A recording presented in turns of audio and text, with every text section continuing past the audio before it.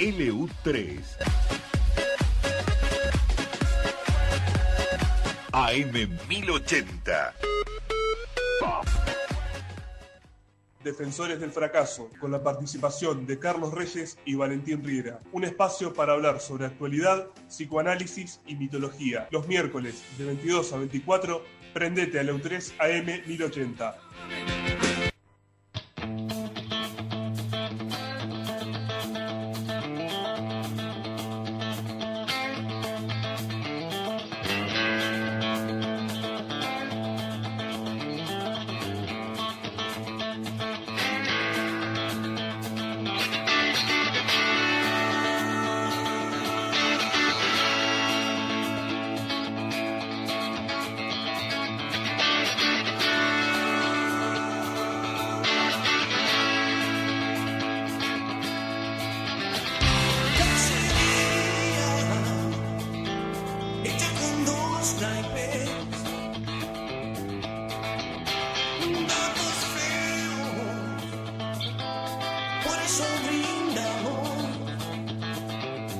Ahora sí, buenas noches. Le estaba haciendo señal al operador que esperaron un cachito y me gustaba la cortina. ¿Qué tal, amigos? Buenas noches. Bienvenidos una vez más a Defensores del Fracaso. Ya el cuarto programa y estamos cumpliendo un mes al aire en esto que pensamos que no durábamos 2 semanas, 2 ediciones y acá estamos y seguimos adelante. Bueno, remando, llevando historias, llevando anécdotas, llevando reflexiones, llevando temas que por ahí no se tocan en la radio en general, pero bueno, Valentín tenía ganas, le dio formato de radio, le dio mucho empuje y logró concretar su idea. Valentín no vino, no, mentiras, está acá, mi compañero de tareas, allí pasaba recién Quique de Axtausen, que va a estar con nosotros nuevamente a las 11 de la noche, cuando vuelva a intervenir en el informativo. Y lo acabo de mencionar a él, al hombre de culto, al hombre por el que los oyentes llaman para conversar con él.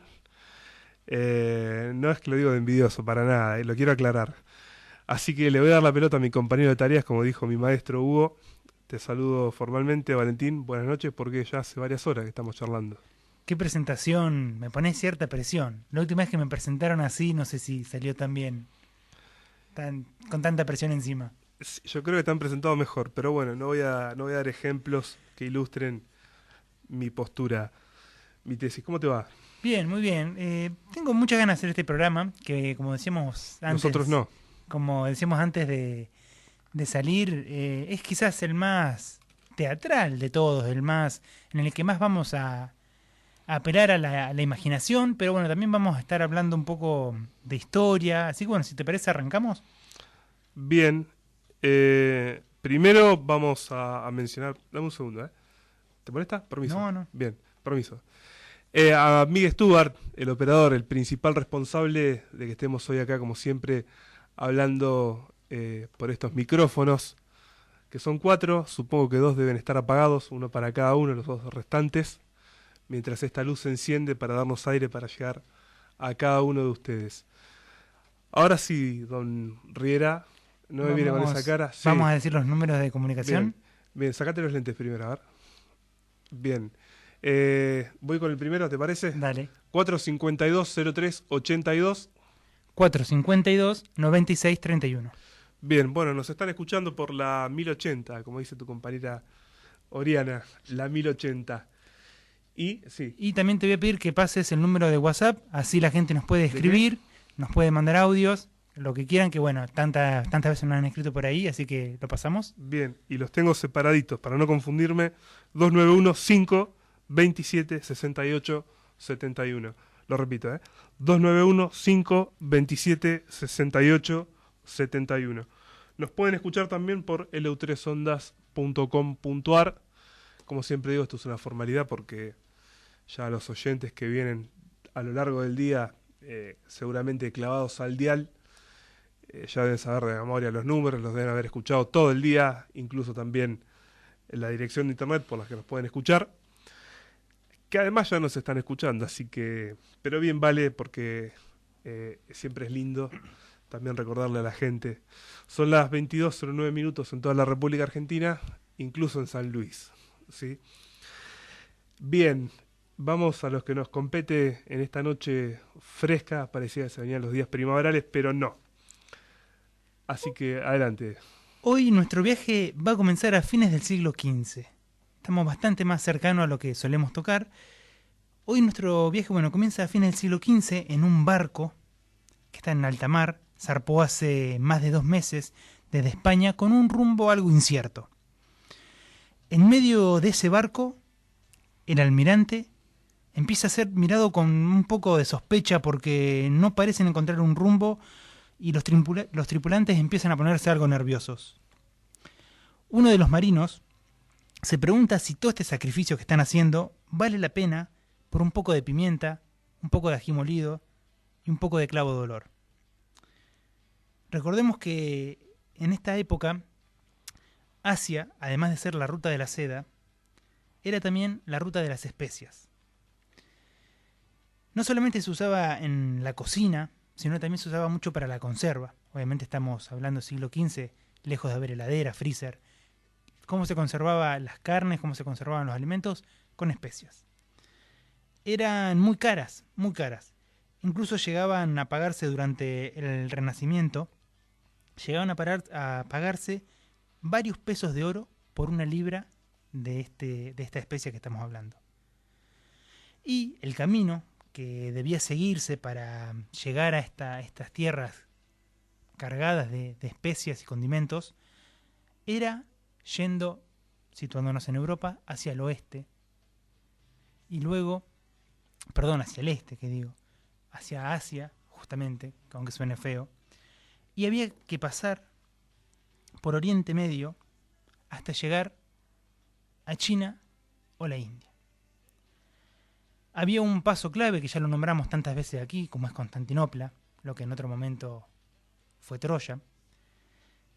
Pero el problema que había en ese momento era que los turcos, los otomanos, estaban impidiendo el paso.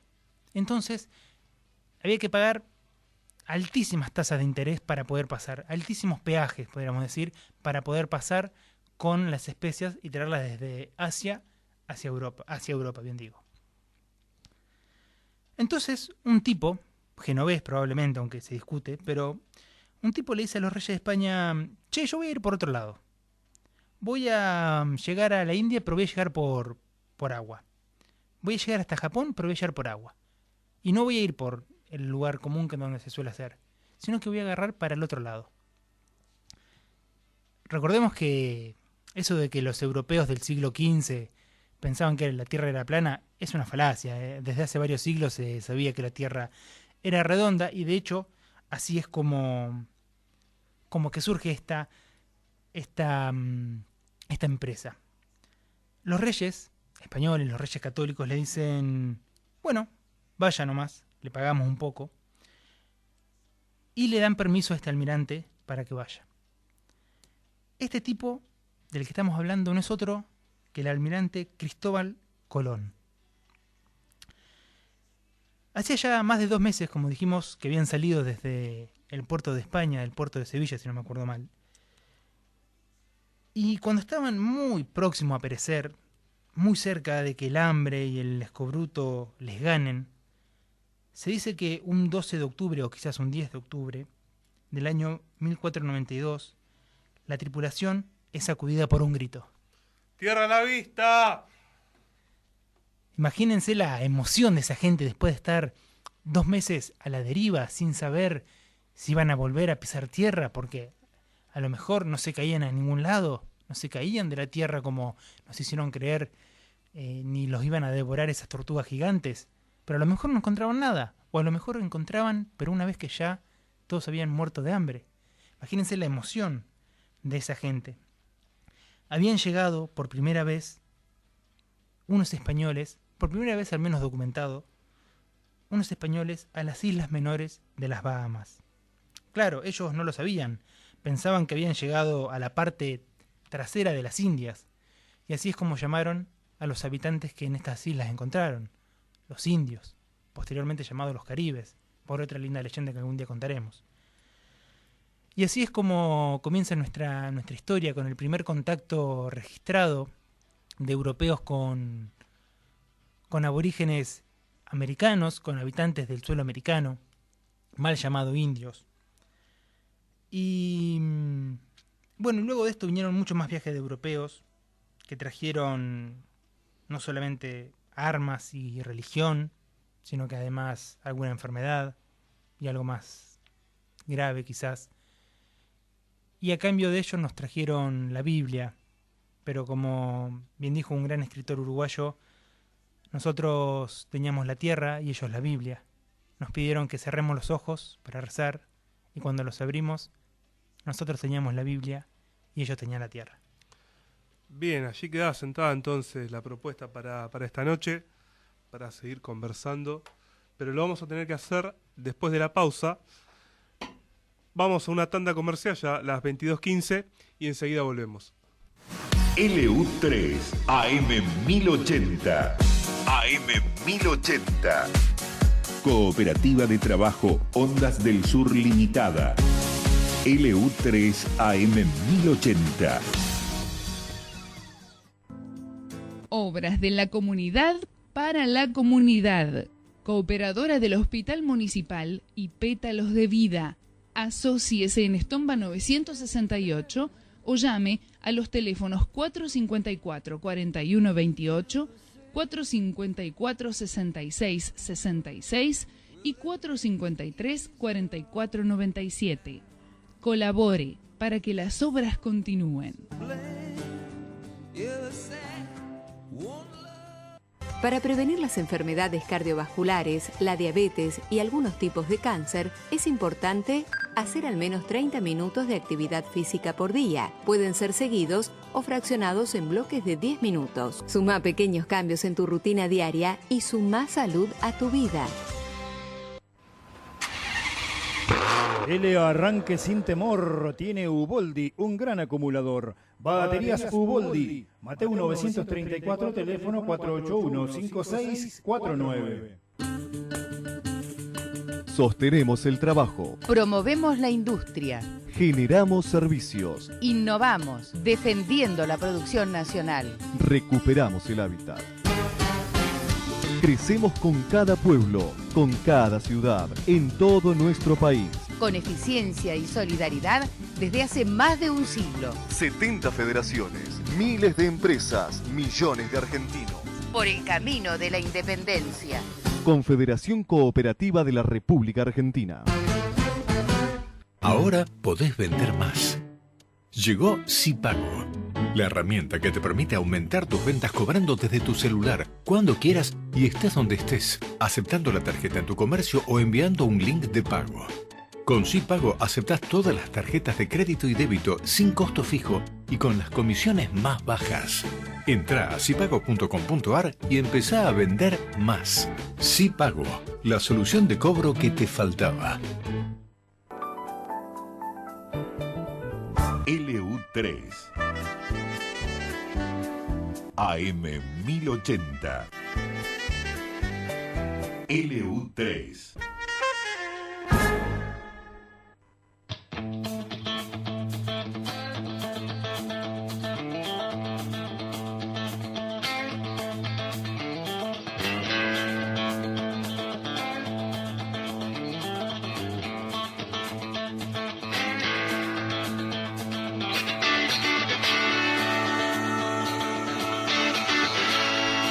Segundo bloque en Defensores del Fracaso.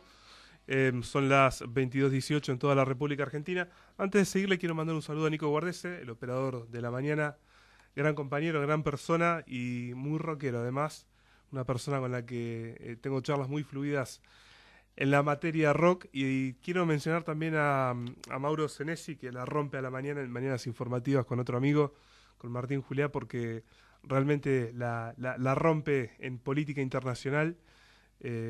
Siempre para molestarlo un poco le digo que conceptualmente no lo puedo interpelar porque él sabe mucho, pero sí es contundente, es claro, además le da un toque de originalidad y de gracia y de humor. Te trae cualquier parte del mundo a Bahía Blanca y hace que te suene familiar, así que felicitaciones porque ha sido realmente una gran incorporación para el equipo de Cachito Juliá. Bien, estábamos entonces con la llegada de Cristóbal Colón. Alguna vez algún amigo en común nos dijo, o en realidad sembró la duda sobre la existencia de Colón, ¿no? De Cristóbal Colombo. Decía que Cristo va a colonizar, algo así. Esa sonrisa me hace pensar que imagino de quién hablarás. Es discutida la figura de Cristóbal Colón. Tan discutida que, bueno, por eso empezamos mencionando que se supone que nació allá en Génova. Se supone, pero hay algunas versiones que incluso que dicen que tiene origen judío converso. Curioso que sea un judío converso el emisario de los reyes católicos hacia América, ¿no? Que bueno, luego poblarán con la Biblia tanta esta zona. Pero sí hay gran controversia con respecto a la figura histórica de Colón. Sí, lo que en ese caso lo que se traerían de vuelta para Europa valía la pena, ¿no? Sí. Bien. Y quería hacer un punto interesante. Vos dijiste que era 10 o que podría haber sido 10 de octubre también. Me dejó pensando eso, nunca lo había escuchado. Sí, está también en discusión la fecha exacta de llegada. Porque hay quienes dicen que fue para que coincida con algún día de un santo o no. Lo cierto es que, bueno, ha pasado de la historia de la posteridad como 12 de octubre y es la fecha que hoy conocemos como, bueno, ahora no es más el Día de la Raza, es el Día... Sí, de la diversidad cultural. Hace poco un ex candidato a presidente argentino posteó en sus redes sociales "Feliz Día de la Hispanidad". Por supuesto, saltaron a comentar. Y bueno, mientras acabo de confesar que rompí el capuchón de mi bolígrafo favorito, también quiero decir que sí, fue probablemente el choque de culturas más grande en la historia de la humanidad. Y otra aclaración que me pareció muy importante hacer, o que hiciste vos, mejor dicho, y que quiero resaltar, es el primer viaje a América del que esté documentado, del que se tenga constancia que fue así, pero se presume que no. Bueno, por lo pronto ya estaba poblada América, ¿no? También hay que decirlo. Y otro punto más, y con esto cierro, finalmente el Mediterráneo estaba tomado por los turcos, después de la caída del Imperio Romano de Oriente. Probablemente el último imperio en la historia de la humanidad, porque, bueno, el imperio que termina de caer ya en la Primera Guerra Mundial, unos 600 años de vigencia más o menos, el Imperio Otomano, que si no me equivoco tuvo una sola familia en la dinastía. Y cabe aclarar también, que esto es importante, primero, la caída del Imperio Romano de Oriente, junto con la llegada de Colón a América, que son básicamente 40 años de diferencia entre estos dos hitos, en la historia de la humanidad es nada, son los que marcan el inicio de la Edad Moderna, ¿verdad? Hasta la Revolución Francesa y de ahí para adelante la etapa contemporánea. ¿Por qué los españoles van por el Atlántico?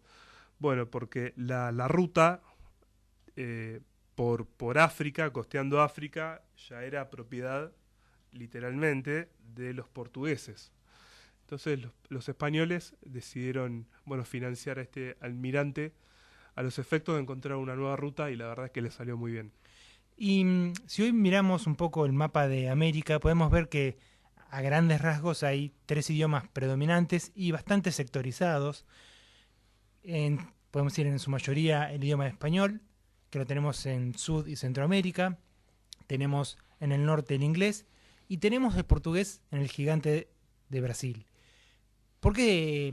¿Podés explicar un poquito por qué esta diferenciación? ¿Cómo es que hay ciertos países que son más beneficiados que otros con respecto a la tierra que se le otorga? Bien, en esas épocas, bueno, comienzan a haber disputas fundamentalmente entre las dos grandes potencias del momento, que eran España y Portugal. Después Inglaterra asoma, Francia también, ya Francia más acá en el tiempo. Ahora vamos a conversar un poco, por ahí si sale el tema, porque surge la figura de Napoleón, que es una figura muy interesante en el desarrollo de Europa y en el desarrollo, o en el devenir político de estas tierras, pero ya mucho más acá en el tiempo. Y el Papa ejercía una gran influencia en los destinos de la humanidad o de aquella humanidad europeísta o eurocéntrica. Convengamos que en ese momento el papado, además de ser obviamente el centro de religión, tenía muchísima influencia diplomática, muchísimo más de la que hoy le podemos concebir. Exactamente, sí. Todavía no. Bueno, justamente esa es la ruptura también, ¿no? de la religión, de ese teocentrismo hacia el antropocentrismo, al hombre como centro. Entre otras cosas, no solo por lo económico y por las costumbres y por las especias y por los elementos que podrían llevar de América, lo que hizo también fue provocar un cambio de paradigma. El mundo de repente se empezó a reducir en esa cosmovisión del ser humano. Quizás sea la primera incluso noción de globalización. Y yendo al rol del papado, en aquel tratado de Tordesillas, ¿sí? Vos fijate que a los portugueses les tocaba la puntita de Brasil. Si hubiesen respetado ese tratado entre España y Portugal, Brasil, como Estado hoy, sería mucho más chico de lo que es, porque le tocaba solamente la puntita de América. Y bueno, evidentemente no respetaron hicieron bien por otra parte los portugueses, y bueno, siguieron avanzando también en este caso sobre Sudamérica. Ya sabemos que Inglaterra, sobre todo, Francia también, Holanda por su parte, pero en menor medida, también fueron tomando básicamente Centro y Norteamérica. Convengamos también que en esa época se dividían por meridianos y no se sabía exactamente qué era lo que se daba bien a cada parte. Obviamente que había una preferencia por parte de España, es decir, por parte del papado hacia España, quiero decir, y por eso se le otorga tanta cantidad más de parte en el meridiano, pero no era que se sabía exactamente qué se le estaba dando a cada uno. Bien, y podemos continuar entonces. Vos fijate el contexto español en ese momento, una unión dinástica entre Castilla y Aragón, entre Isabel y Fernando, que lo que hizo de alguna manera, esto lo explicaba muy bien y lo valoraba mucho como español Ortega y Gasset, ¿no? Supieron lanzar el imperio español hacia el mundo, un imperio que se fue desmembrando paulatinamente, pero que en aquel momento fue muy fuerte y muy extenso, muy vasto. Un imperio tan grande que decía que nunca se ponía el sol.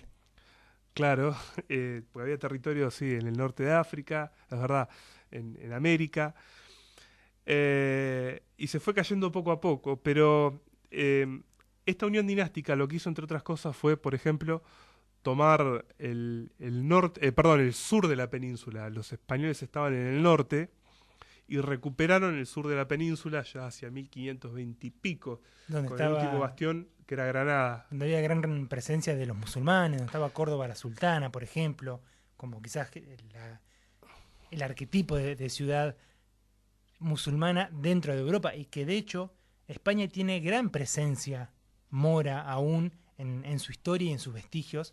Y es más, te voy a decir una confidencialidad. ¿Estás seguro? Yo tengo antepasados moros. Ajá. Sí. Mira, vos sabés que alguna vez escuché a una persona decir que la palabra moro es de origen árabe y no tiene traducción, y moro era la forma que tenían los españoles de referirse a los árabes, porque los veían morochos, de tez morena. Así que de ahí viene el origen. Y bueno, empezaron a llegar estos barcos con mucho metal precioso desde América hacia Europa, y lo que fue incluso la primera noción de riqueza en aquellos tiempos, donde la habilidad de los gobernantes en la península ibérica era la de justamente poder lograr fronteras fuertes que evitaran la salida de ese metal precioso. Ya tiempo después vendría una nueva corriente llamada fisiocracia, impulsada sobre todo por Manuel Belgrano I en Sudamérica. Bien, se nos fue otro bloque, ya son las 22:28 en toda la República Argentina. ¿Te queda algo más para este bloque, Valentín? No, me gustaría cerrar y ya pasamos a la siguiente. Bien, perfecto. Bueno, entonces ya contamos la propuesta, empezamos a desarrollar el Estado en Europa, y en el tercer bloque vamos a seguir conversando entonces con mi compañero de tareas, Valentín Riera. Enseguida volvemos. LU3 AM 1080. AM 1080. Cooperativa de Trabajo Ondas del Sur Limitada. LU3 AM 1080. En el centro de Bahía Blanca, un lugar seguro y confiable para su vehículo. Cocheras López, a pasos de Alcine y del Teatro Municipal. Cámaras de seguridad, atención personalizada. Cocheras López, La Madrid 165.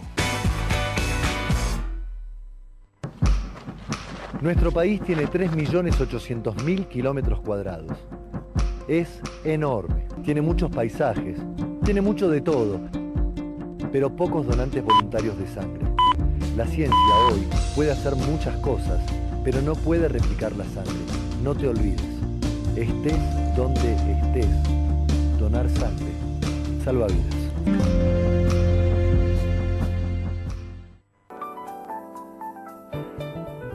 LU3 AM 1080. LU3.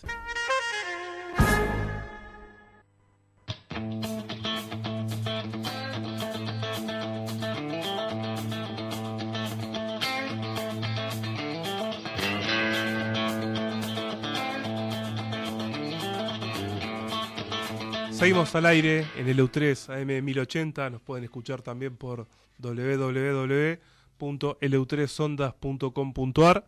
Nos pueden llamar también 452-0382 o 452-9631. Sino también por WhatsApp para que Valentín pueda recibir los mensajes 291-5-27-68-71. Te repito, 291-5-27-68-71. Como bien decíamos antes, esta tierra estaba ricamente poblada, de norte a sur, y por distintos tipos de culturas, algunas culturas bien establecidas con orden jerárquicos, sedentarias, como pueden llegar a ser la azteca, la inca, la maya. Y estas fueron las primeras en ser justamente colonizadas por los españoles. ¿Por qué haces hincapié en sedentarios? Porque luego vamos a venir más hacia el sur y ya vamos a ver que en nuestra tierra eran más que nada nómades. Ah, mira qué interesante. No sabía ese detalle. Tenemos, por ejemplo, a los aztecas, a los incas, donde había grandes ciudades erigidas, donde había grandes monumentos tallados en piedra. Tenemos, por ejemplo, a Tenochtitlán, que lo que hoy es Ciudad de México, la capital, México, DF, Distrito Federal.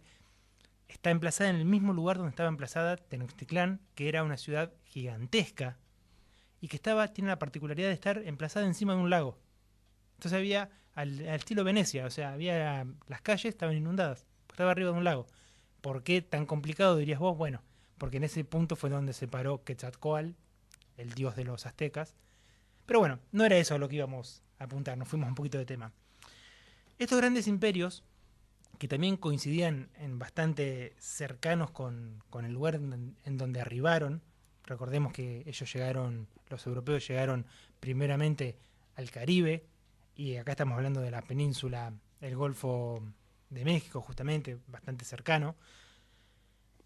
Y ellos fueron conquistados, el Imperio Azteca en 1521 y el Inca, un poquito más abajo, en 1533.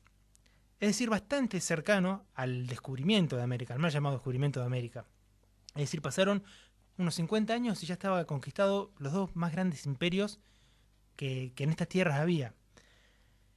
En la Argentina tuvimos casi los últimos indígenas en ser colonizados o derrotados por los europeos.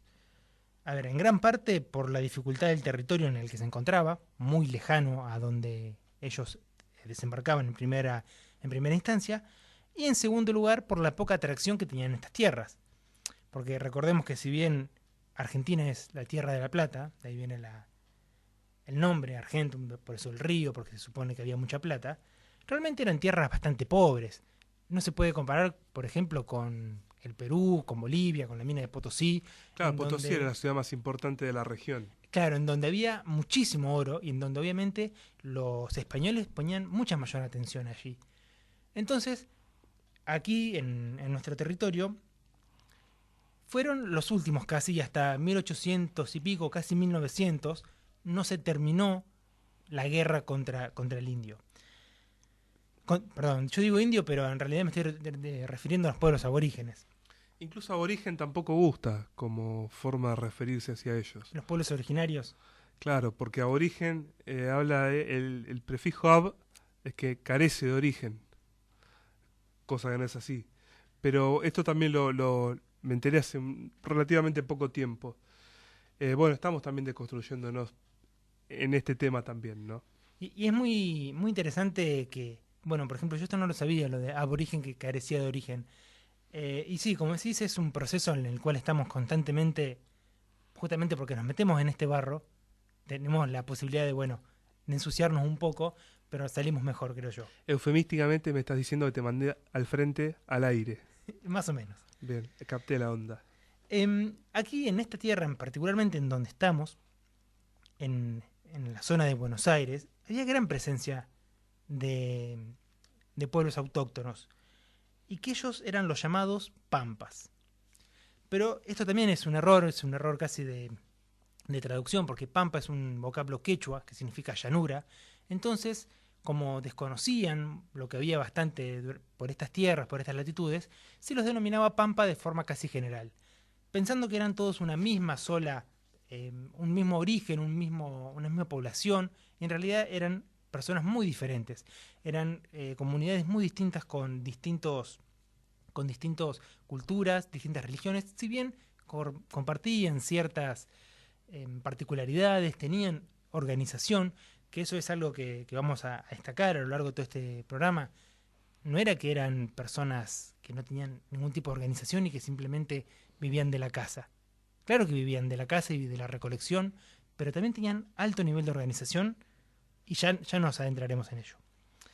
Bueno, como decíamos, pampas eran los pobladores que estaban en esta zona, y había distintos tipos de culturas. Teníamos, por ejemplo, los talujets, los dilujets. ¿Estos te suenan?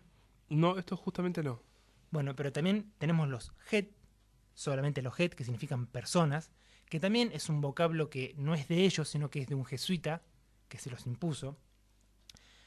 Y aquí en esta zona era una zona de mucho contacto entre los distintos pueblos, porque era una zona donde se conectaba la pampa, la gran llanura, con justamente los lagos y más cercanos a la Araucanía, con los pueblos mapuches, que también tendrán gran influencia en estos pueblos. Los pueblos que más están aquí, más presentes estaban aquí, eran los ranqueles. ¿Eso sí te suenan un poco más? Sí, los ranqueles sí. Bueno, y para hacer este informe, esta especie de informe, hemos saqueado el maravilloso libro Una expedición a los indios ranqueles del capitán Mansilla, que tiene una curiosidad, es que él justamente lo enviaron desde el gobierno de Buenos Aires, estamos hablando ya pleno siglo XIX, o sea, donde ya había cierta organización nacional. Él es enviado justamente a negociar con estas personas que se creía que iba a ser muy fácil, porque se pensaba que eran todas personas analfabetas, que no tenían ni idea, obviamente analfabetas, quiero decir ignorantes, obviamente no sabían leer y escribir el castellano, como iban a saber, pero se pensaba que eran sumamente desorganizadas. Y Mansilla, capitán del ejército, que es enviado justamente a ganar tierras, se ve sorprendido por la organización que tienen y lo maravillado que está con estas nuevas gentes. Bien, me dejas contarte una pequeña anécdota que me pasó una vez, que tiene que ver con esto, pero de otra forma. Sabes que tengo una amiga que se llama Sofía, y ella había decidido recibir a una estudiante de intercambio, que era francesa. Y entonces charlando, mi amiga oriunda de Santa Rosa, charlando le cuenta que era de La Pampa.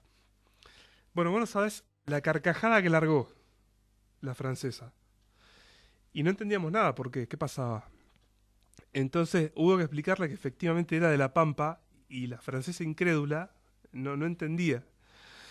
Hasta que finalmente cayó que era de La Pampa y aceptó que era de La Pampa. Entonces le preguntamos por qué no creía, por qué le causaba gracia.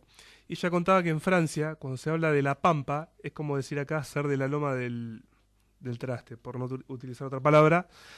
Y bueno, eso fue también un choque de cultura mucho menor, pero muy interesante, y bueno, fue una anécdota muy, muy linda que me quedó.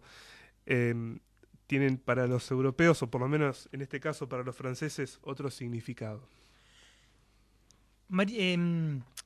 Mansilla se entrevistó con muchos de los caciques más importantes, que acá te van a sonar bastante los nombres, como por ejemplo Baigorritia, los debe haber escuchado, y se entrevistó para llegar a este acuerdo al que lo habían mandado con un nombre que te va a sonar muy particular. Era el máximo jefe, el máximo lonco de todas las tribus ranqueles de la zona. Se llamaba Mariano Rosas. Ajá.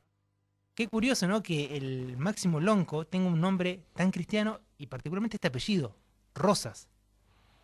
Bueno, esto no es casualidad. Este Mariano Rosas nació en la localidad de Leucocó, que hoy lleva ese mismo nombre, es una localidad de La Pampa, que por ese entonces era algo así como la capital Ranquel, podríamos decir. Era la ciudad más importante, en donde vivían aproximadamente 11.000 personas. Recordemos que se pensaba que eran todos nómades acá. Bueno, acá nos encontramos con una ciudad de 11.000 personas, que para hoy es chica, pero en ese momento era muy grande.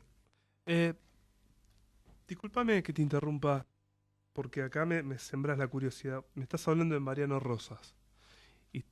Y me imagino yo estamos adentrados en el siglo XIX, ya siglo XIX largo, yendo para el siglo XX, 1800. ¿Tendrá algo que ver este muchacho con don Juan Manuel de Rosas? Efectivamente. Este Mariano Rosas nació con el nombre de Pangitrus y era el hijo del cacique mayor, era el hijo menor del cacique mayor de toda la zona de Ranquel. ¿A qué vos te referís como lonco? Al lonco, claro. Me suena Lonco una es, canción, lonco. Él, con otros compañeros, con otros amigos de él, fue secuestrado por una banda de criollos a los 9 años de edad y fue prisionero. Y fue entregado a Juan Manuel de Rosas.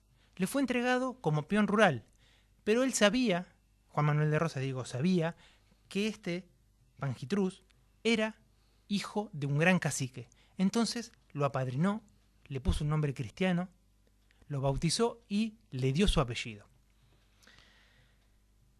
Mariano Rosas estuvo varios años con él, estuvo más de 10 años al cuidado de Rosas, en donde aprendió, por ejemplo, al arte del caballo, donde aprendió cómo criar ganado, donde aprendió a sembrar, donde aprendió a leer, por ejemplo. Y él guardaría un gran cariño y un gran respeto por Juan Manuel de Rosas. Pero la fuerza de la sangre tiró más, y es así que el lonco, todavía no lonco, sino el joven Mariano Rosas, encabeza una fuga por parte de todos aquellos aborígenes que estaban de todos aquellos ranqueles que estaban como prisioneros de los criollos, y llega nuevamente a Leucocó. A partir de esto también se roba más de 100.000 cabezas de ganado. Pensemos 100.000. Pensemos que estamos hablando de que se van de a caballo robándose más de 100.000 vacas. Y las llevan desde Buenos Aires hasta casi el sur de la provincia de La Pampa. Es una proeza extraordinaria. Y bueno, luego su padre llega y es bien recibido por toda la gente. Él tenía un poco de temor, porque imagínate que hacía más de 10 años que se había ido. ¿Lo recordaría su gente? ¿Lo verían ahora como un blanco? ¿Como un huinca, como le decían a los blancos? Si la sangre le tiró, me imagino que sí. Lo recibieron muy bien, fue grandemente recibido por su padre, quien falleció poco tiempo después por un accidente con una bomba, si no me acuerdo mal, con una bomba que le habían robado a los criollos por no saber utilizarla. Falleció. Su hermano pasa a tomar el liderazgo, fallece también, y es así que Mariano Rosas, este lonco, este huinca, este blanco, este indio que sabía cosas de blanco y que no podían entender, y que de quien Mansilla se sorprende tanto por la amabilidad con la que se lo trata. Incluso hay un pasaje en la historia muy bonito en donde Mansilla trata de convencerlo de que era lo mejor, de que no le iban a usurpar sus tierras, y Mariano Rosa saca un papel de un diario diciendo que iba a venir el tren, y lo sorprende porque él sabe leer. Mirá vos.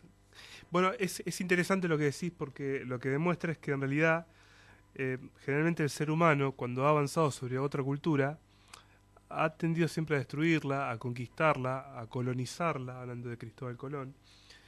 Y en realidad nos damos cuenta que las pocas veces que hay contrastes culturales y donde se pueden convivir, esa diferencia es la que enriquece, y no a la inversa. De hecho, Mansilla eso lo resalta constantemente en su libro, que lo vuelvo a repetir, es una delicia de libro para todo aquel que le interese el tema. Y algo que a mí particularmente me gusta mucho, me llama mucho la atención, es que se pasó en estas tierras, en este mismo lugar en donde estamos nosotros habitando. Porque se nombra constantemente, por ejemplo, la Sierra de la Ventana, se nombra a la provincia de La Pampa, la Ugocó, se nombra a varios fuertes. Y entonces no tenemos que irnos tan atrás como cuando hablamos, por ejemplo, de los griegos, ni imaginar. Esta vez les vamos a proponer a los oyentes que no se vayan únicamente con la imaginación, sino que incluso por alguna de estas rutas provinciales que tenemos aquí, por alguna de estas rutas podemos recorrer la historia. Y estamos hablando de la Ruta 76. Bonaerense Ruta 76, sendero ayer transitado por los pampas de Catriel, con rumbo al sauce corto para visitar indios ricos de Ventana y loncos de Curamalal. Para algunos es pasado, para otros es tradición. Corral de piedras yo he levantado, donde amargar mi sangre. En tus márgenes barros, Ruta 76. Que nace en Sierra Chica y muere en López Lecube, con rumbo a la bahía que fuera blanca alguna vez, allá por los arenales de Chasicó, fortines donde el gaucho por decreto se apagó. Hoy la cara de roca en los billetes de a 100, y tu huella desierta despierta en mí a los desterrados, bravos que hoy no escuchan ni responden.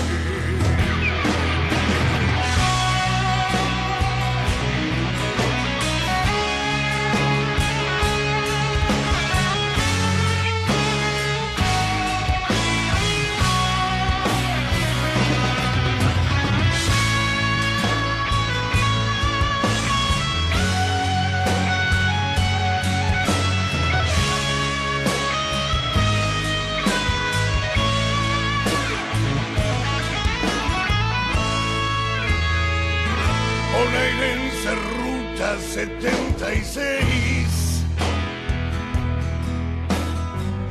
te estoy cantando y vos esperándome, pues andar te debo para llegar al rincón serrano del orgullo nacional. Para algunos es pasado, para otros tradición.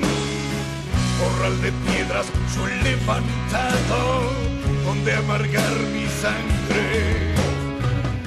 En tus márgenes barros, Ruta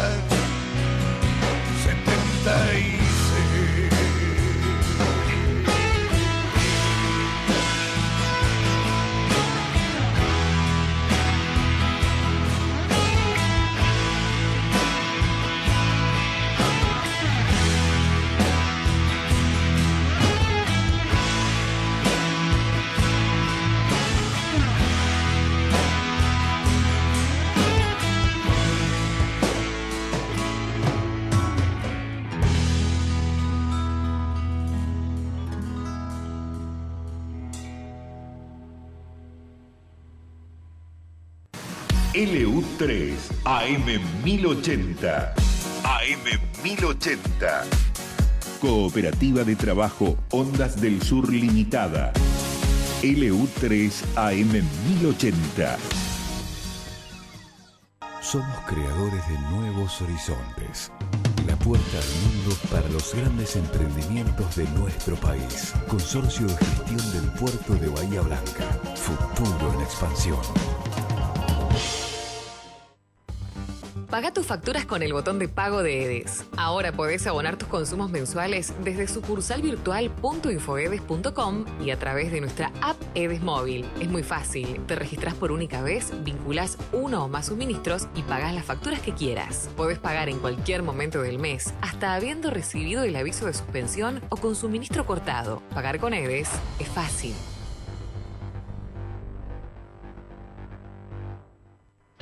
En Seguros Rivadavia sabemos lo que tu moto significa para vos. Por eso, ahora te ofrecemos las mejores coberturas del mercado. Moto Total y Moto Más. Consulta en segurosrivadavia.com o a tu productor asesor de seguros. Superintendencia de Seguros, Federación 0206 www.ssn.gov.ar, número de inscripción 0222. LU3 AM1080. LU3.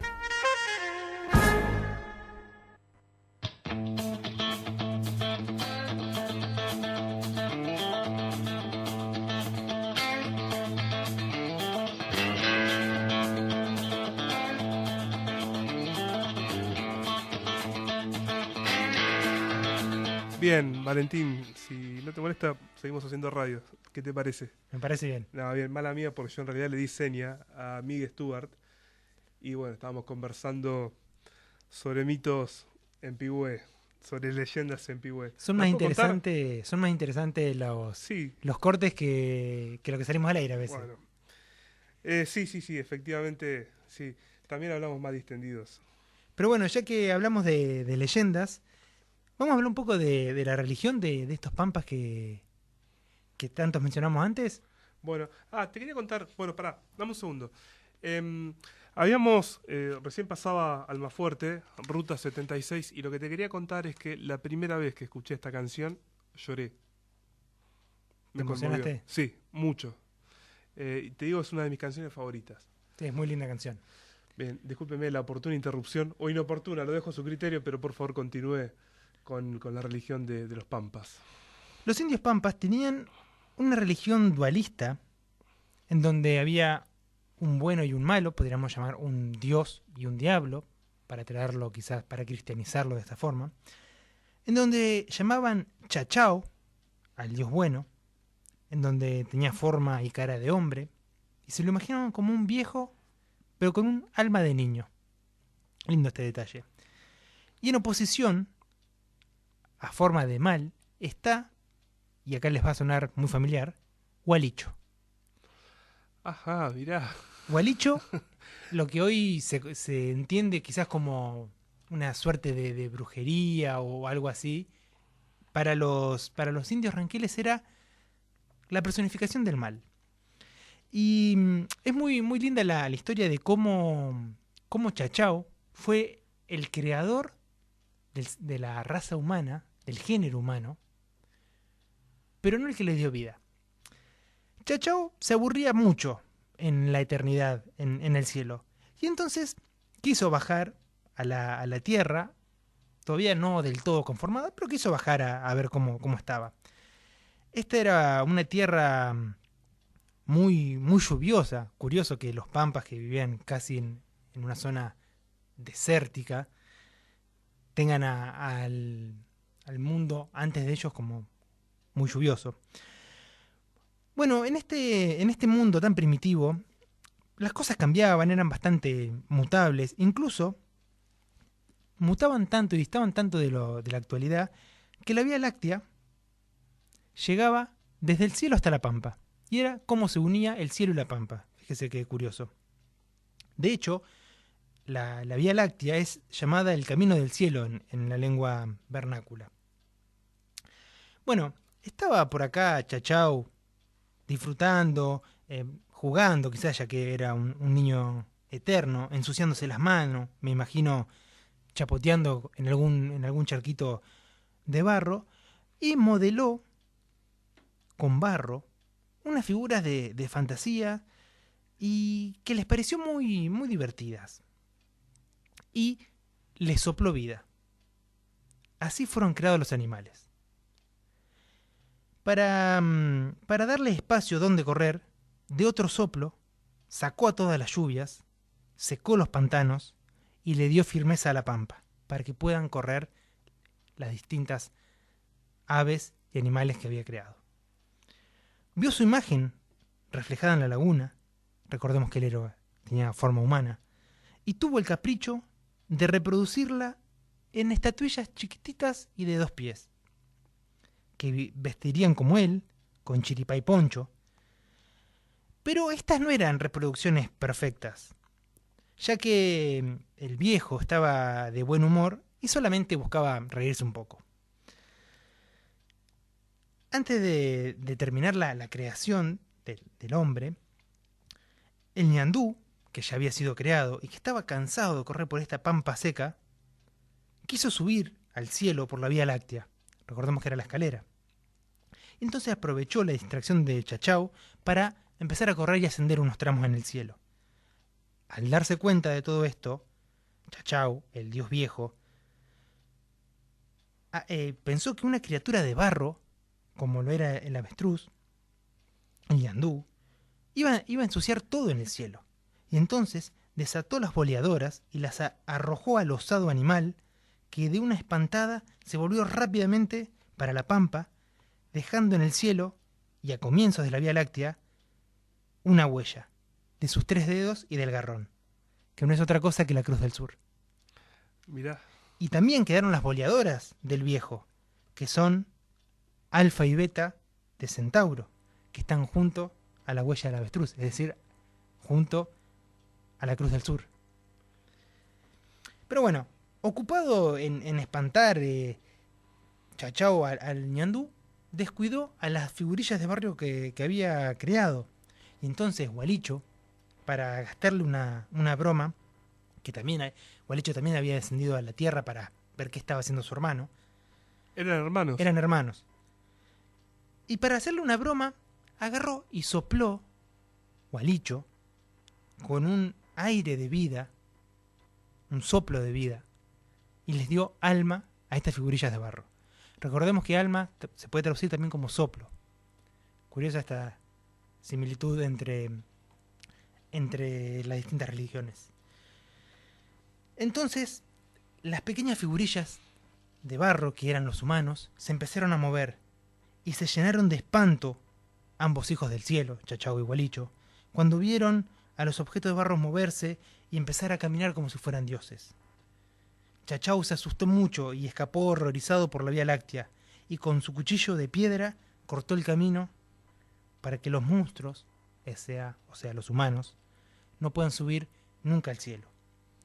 Dejó sin embargo a Gualicho en la tierra, en castigo por haberle infundido el aliento divino a unos seres, unos monigotes tan feos y grotescos como eran esos humanos.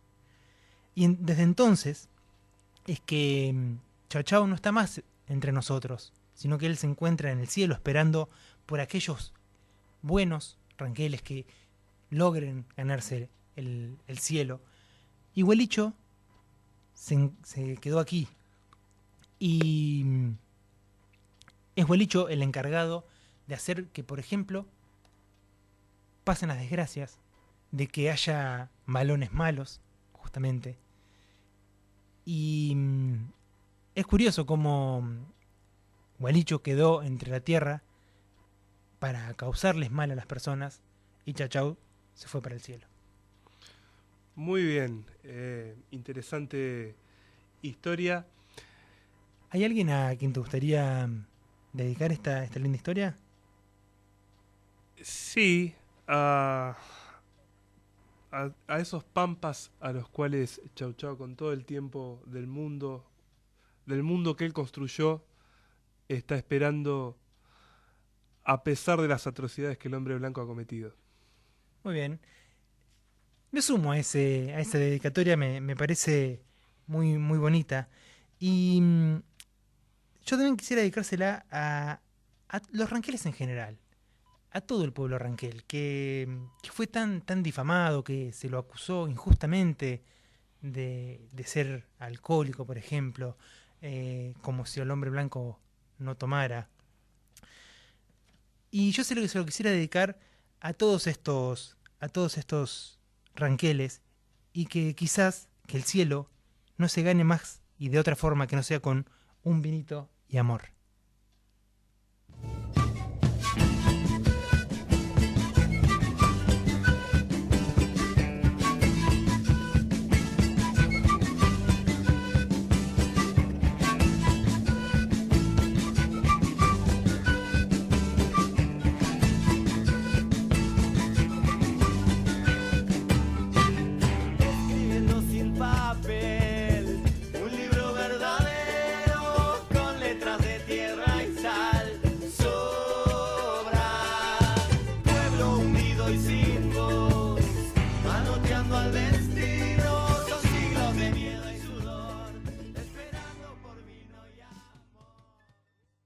AM 1080 LU3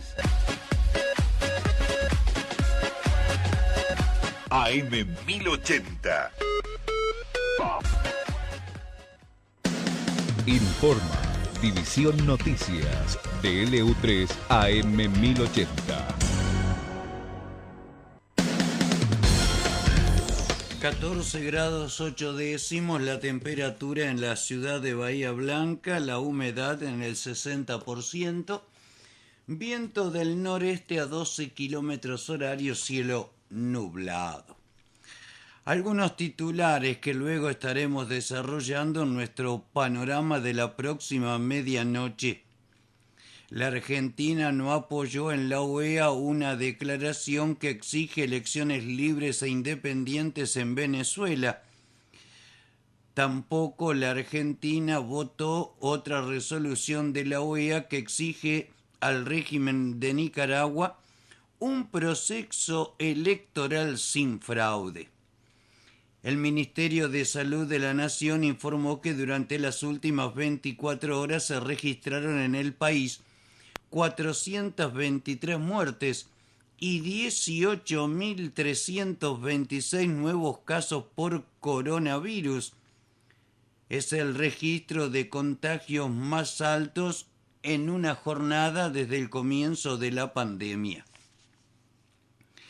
El gobierno aseguró que tiene suficientes reservas para enfrentar las presiones cambiarias. El ministro de Economía, Martín Guzmán, disertó sobre las perspectivas económicas de la Argentina en el encuentro iberoamericano con empresarios. Dijo que el programa con el Fondo Monetario definirá un sendero de recuperación de las arcas del Banco Central.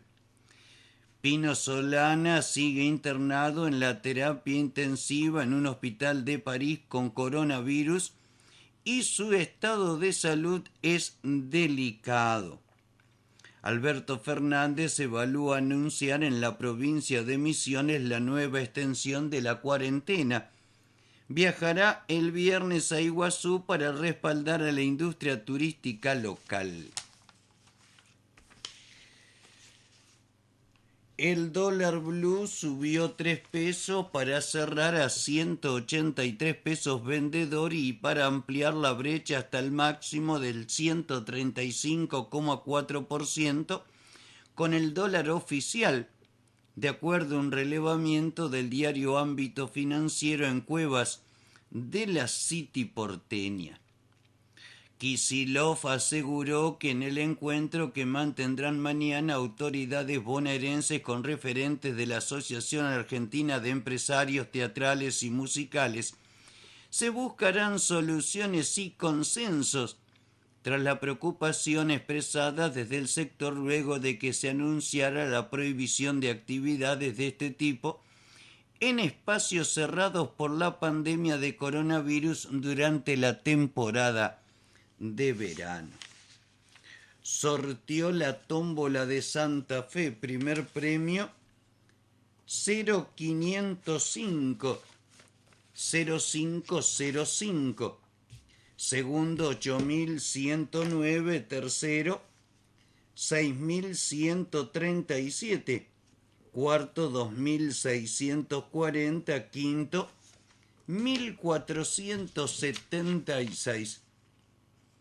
0505 0505, el primer premio en la quiniela nocturna santafesina.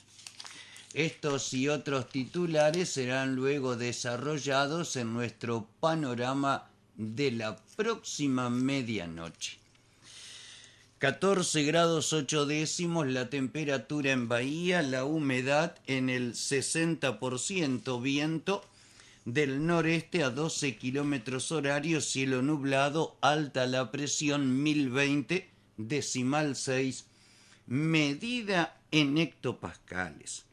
Más noticias en boletín con nuestro panorama de la próxima medianoche.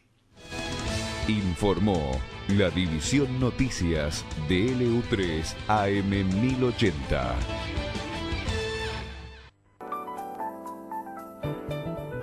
LU3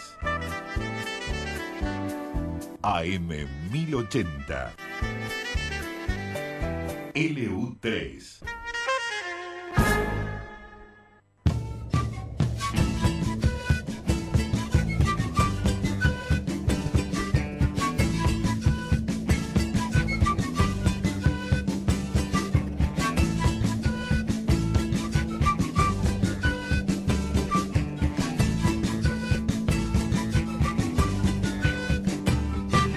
Escribiendo sin papel, un libro verdadero con letras de tierra y sal.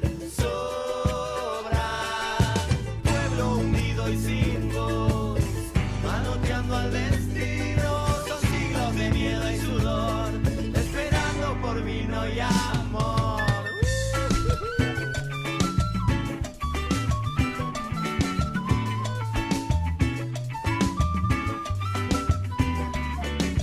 Con tu sotana de hierro te seguís protegiendo. Las culpas del mundo de hoy rebotan, y el gran Señor de los cielos estará satisfecho con tantos pibes en bolas, comiendo su sueño, mordiendo un rayito de sol, un viento fresco para ahogar el dolor. Esta tierra que sueño no tiene dueños, somos hijos del sol.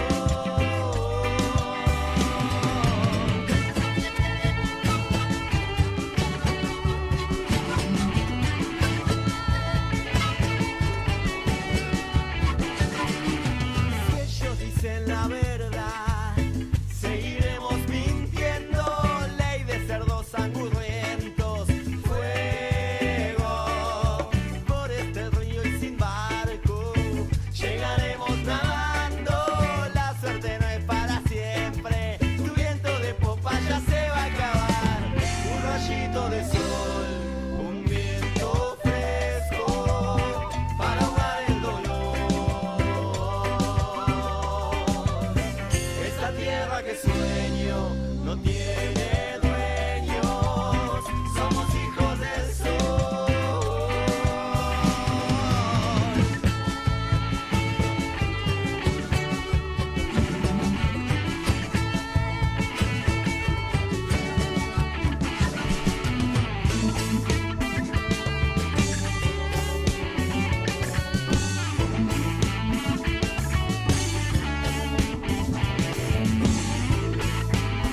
Bien, son las 23:09 en toda la República Argentina.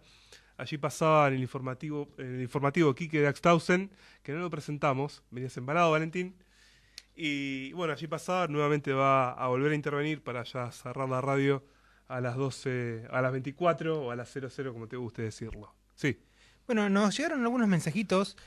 Acá Sergio nos pregunta un poco nos hace pensar un poco sobre cómo estaba la organización nacional en esta época. Recordemos que estamos hablando década del 70, en 1870. ¿Cómo estaba la organización nacional en ese momento? ¿Había organización nacional?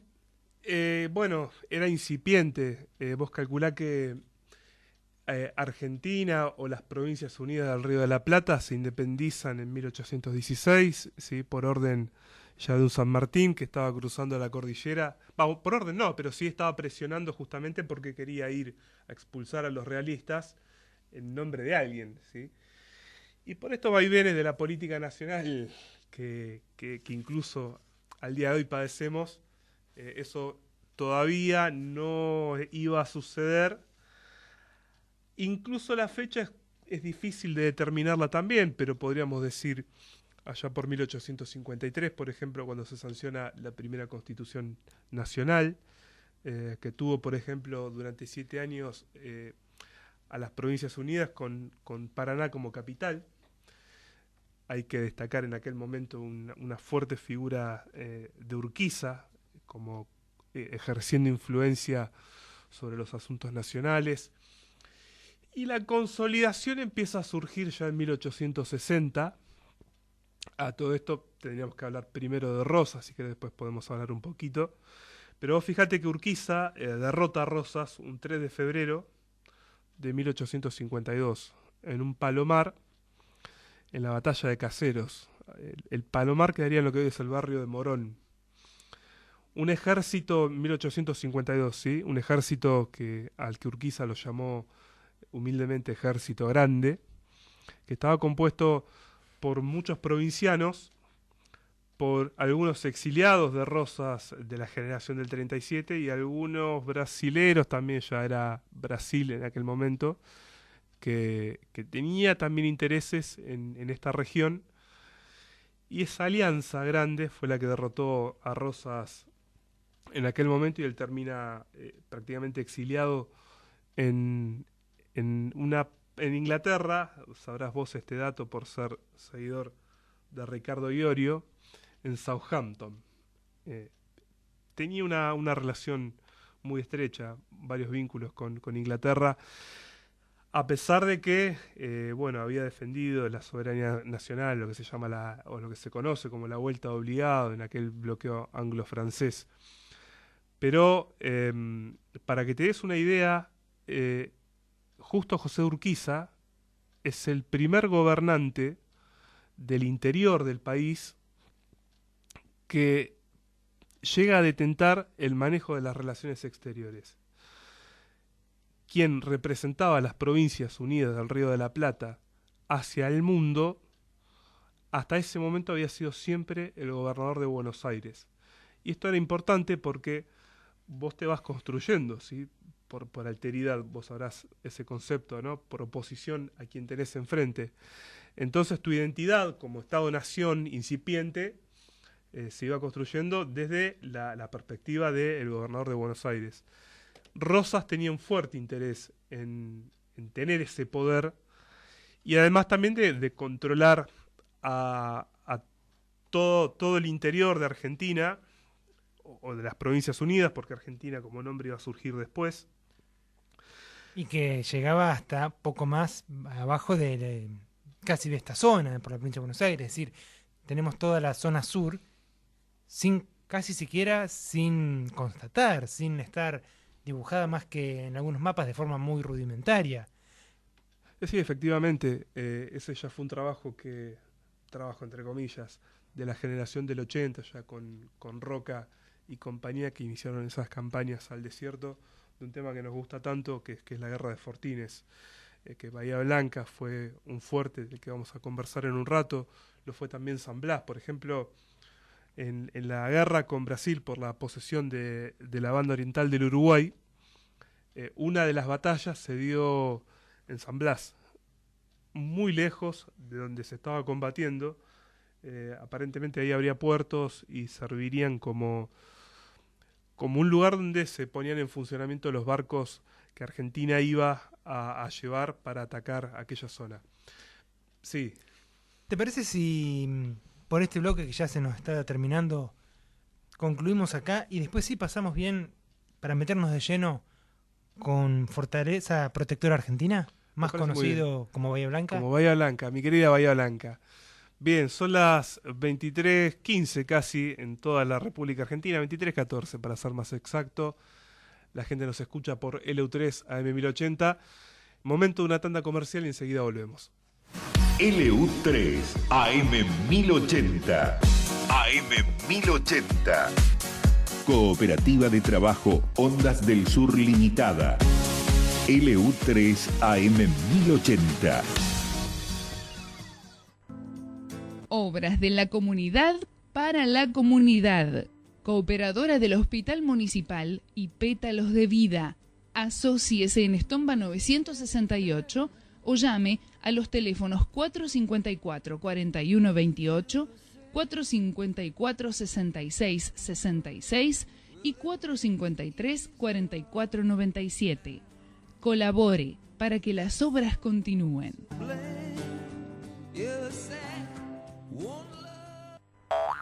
En el Super Mes de la Cope, aprovecha estos precios imperdibles. Fideos Nor, distintas variedades de 500 gramos, 49,90 cada uno. Aceite mezcla primer precio sin TAC de 900 centímetros cúbicos, 68 pesos. 2x1 en agua saborizada sin gas cooperativa de 1,5 litros. Jugos en polvo Clyde, jugos puro sol de 1 litro y muchos productos más. Y con Cope Plus, 3 cuotas sin interés. Encontralos en tu sucursal y en lacopeencasa.com. Celebremos nuestros 100 años juntos. Cooperativa Obrera, hoy más que nunca cuidando la economía familiar. Costo financiero total nominal anual 0%. Ah, ¿usted dice que necesita mis datos? Yo por teléfono no paso ningún dato. Si usted dice que lo manda mi hijo, dígale que nos encontramos en la cena. Antes de realizar una operación, consulta con tus seres queridos la información recibida. Y presta atención a los comunicados de medios oficiales. Ante una emergencia, llama al 911.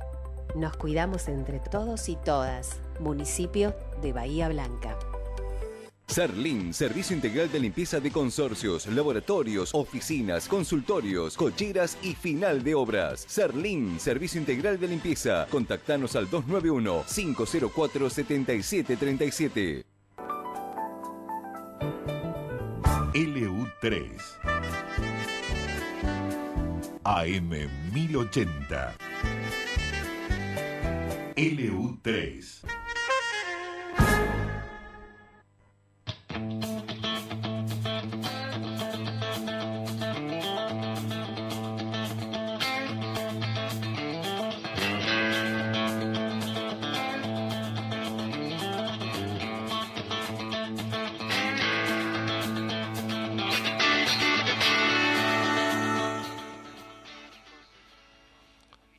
Acá desde Morón, Buenos Aires. Un abrazo grande. Pasalo de vuelta, pasalo. Buenísimo el programa, chicos. Los escucho siempre con mi novia. Acá desde Morón, Buenos Aires. Un abrazo grande. Es nuestro oyente porteño de Morón, justamente hoy que nombrábamos donde fue la batalla del Palomar. Exactamente, la batalla de Caseros, pero la región fue en Morón.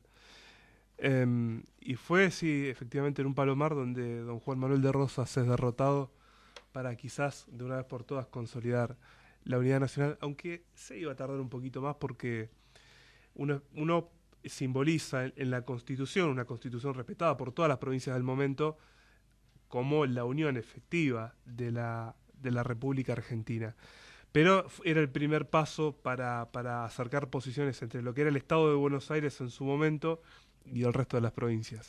Y antes mencionábamos que había gran parte de lo que hoy es la Patagonia y lo que es la tierra cercana a la cordillera, que estaba sin documentar prácticamente. Hacia fines del siglo XVIII los mapas no ostentaban casi ningún detalle de la costa sur en el territorio más austral.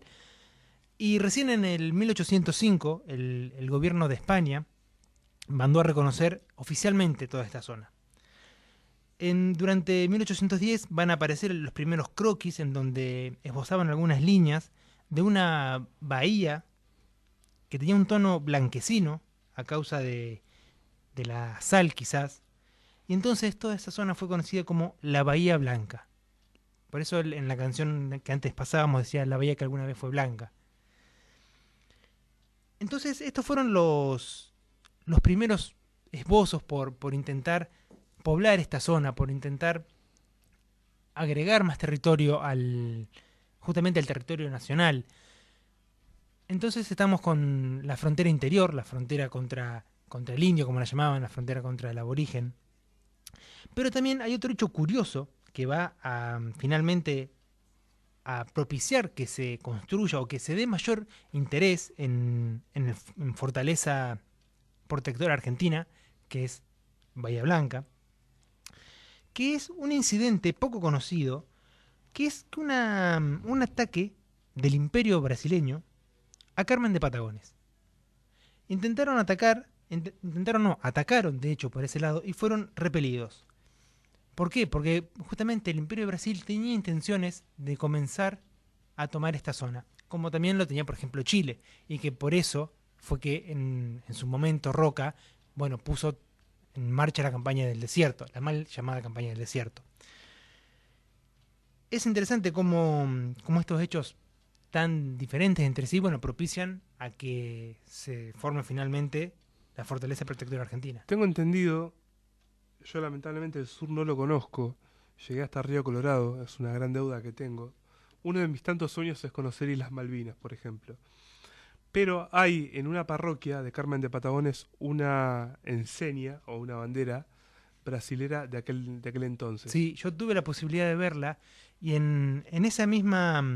hice una especie de tour y me contaron algo que yo realmente no había leído en otro lugar. De hecho, no lo leí en otro lugar, pero me lo contaron en esa misma iglesia, que esta batalla en donde se enfrentaron las tropas argentinas del fuerte con las del Imperio del Brasil, participó mucha gente para el bando argentino de color negra, de piel negra. Y esto, en conjunto con la guerra de la Triple Alianza, que era lo que hablábamos durante el corte, explica en parte por qué, por ejemplo, en nuestro territorio no hay gente o no hay mucha gente de color negro como si hay, por ejemplo, en Brasil, en otros tantos países. En Uruguay. En Uruguay mismo hay muchísima mayor cantidad. Y sin embargo... El Chengue Morales. Sin embargo, en Argentina hay descendencia africana, pero es curioso que hay mucho menos que en los otros países. Bien, ¿te puedo contar una historia? Contame. Vos sabés que hace unos años me hice amigo de una mujer que se llamaba Sara Solari. Ella usaba el apellido de su marido, que era de La Canal. Entonces, una mujer que ya era muy grande en su momento, muy conocida en Bahía Blanca, de la cual me hice muy, muy, muy amigo. Estudiamos juntos cuando hice periodismo deportivo. Y entonces yo le había contado entre charlas, entre tantos años que duró nuestra relación, hasta que, falleció, que uno de mis hobbies es conocer y visitar museos cuando voy a ciudades que visito y que conozco. Entonces ella me dice un día, cuando vayas a Necochea, fíjate si está el reloj de los de La Canal. Bueno, ¿por qué?, le pregunté. Y ella resultó ser la esposa del nieto del fundador de Necochea. Mirá. Y ella me dijo un día que, estoy hablando de una mujer muy mayor, que estaban en una casa grande, en una estancia, y sufrieron el ataque de un malón. Entonces se refugiaron en el hogar.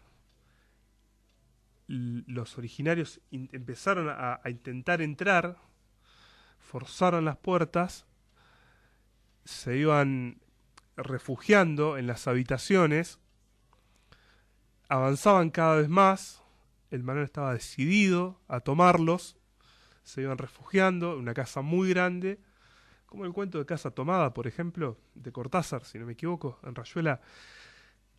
¿No? No es en Rayuela, pero sí de Cortázar. No, Bestiario, me equivoqué. Ahí está. Bien, gracias por hacerme... Me confundí.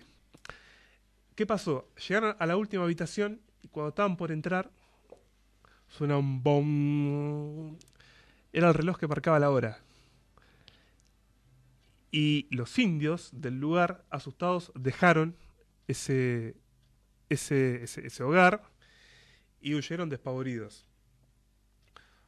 Uno de estos chicos que estaba en el lugar resultó ser el fundador de Necochea, que era el abuelo del marido de mi amiga, Sara Solari, a quien le tengo un recuerdo muy, muy lindo. Entonces, bueno, volvieron otra vez, cuando pasa ya el susto, a retomar las actividades y le empezaron a dar un valor al reloj mucho más del que tenía, mucho más afectivo incluso. Y es por eso que hace unos años, cuando fui a Necochea la última vez, fui al museo al cual ella me encomendó y efectivamente estaba con una placa dedicada a aquel fundador de Necochea de la Canal. Me gustó mucho la historia y me gustaría también que, profundicemos un poco más en esto de los malones. ¿Qué eran los malones? ¿Por qué le daban tanta importancia? ¿Qué eran lo que se robaban, al fin y al cabo, los pueblos originarios cuando hacían estas incursiones? ¿Y por qué fueron tan importantes para toda esta zona nuestra? Déjame decirte que ella tenía familia, venía de un, no sé si está bien dicho, linaje militar o de oficio de militares. Y tenía esa tradición y tenía esa mirada sobre todos los asuntos. Y entonces, claro, ella hablaba del malón de una forma muy, muy peyorativa, una carga muy negativa, de gente incivilizada, de gente desalmada, de gente violenta, pero no entendería los motivos que motivaban a estos indios, si es que se me permite el término, a actuar de esta manera. Y te lo quería contar porque el malón, visto desde la perspectiva de un hombre blanco, por supuesto que quizás uno tendería a criticar, pero la verdad es que hemos hecho mucho daño también y que seguramente este accionar sería la consecuencia de una iniciativa del hombre que iba a tomar esas tierras. Y bien decís de ir a tomar esas tierras, y es muy interesante también cómo antes de tomar alguna tierra siempre se hace un trabajo casi peyorativo de la tierra en cuestión. Porque, por ejemplo, a nosotros se nos dijo siempre que la tierra que fueron a tomar, en la que hicieron campaña, era un desierto. De hecho, se denominó la campaña del desierto. ¿Y qué es un desierto? Un lugar donde no hay nada. Uno se imagina un desierto y se imagina el desierto del Sahara, en donde no crece absolutamente nada. Y sin embargo, vimos y vemos constantemente que toda la zona que ellos pretendían y que finalmente ocuparon, quiero decir, el gobierno argentino, distaba muchísimo de ser un desierto. Pero, claro, a lo mejor sí era un desierto para aquel que no le interesa ver la riqueza del lugar, para aquel que no le interesa ver la riqueza de su gente, la riqueza natural que hay. Es decir, era un desierto, pero para aquel que mira sin ver.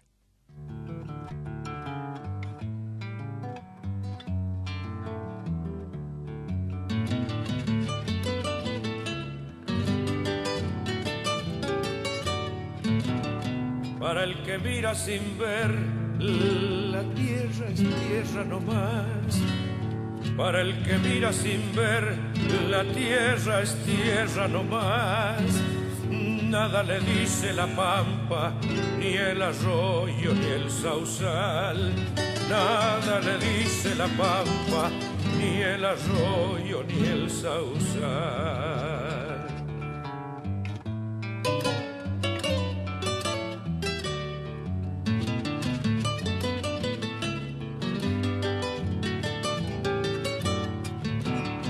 Pero la pampa es guitarra que tiene un hondo cantar.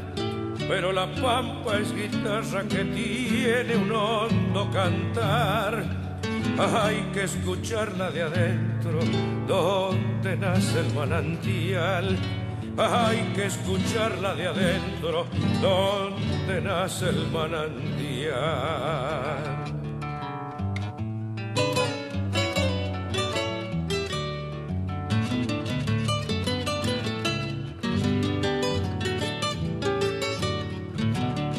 En el silbo de los montes, lecciones toma el zorzal. En el silbo de los montes, lecciones toma el zorzal. El cardo es como un pañuelo, dice adiós y no se va. Y en el silbo de los montes, lecciones toma el zorzal.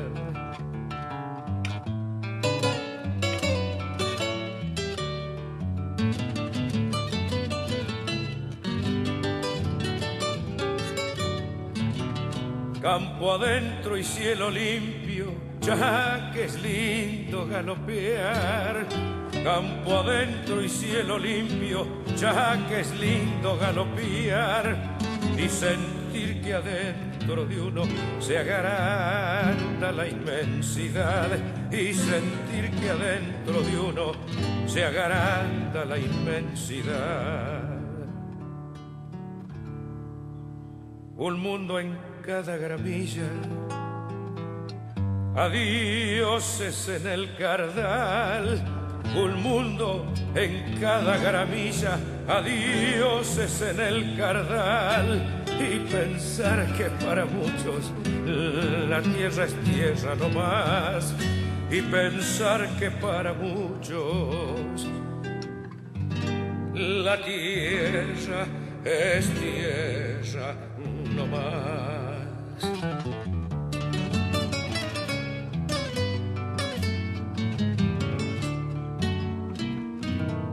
Y pensar que para muchos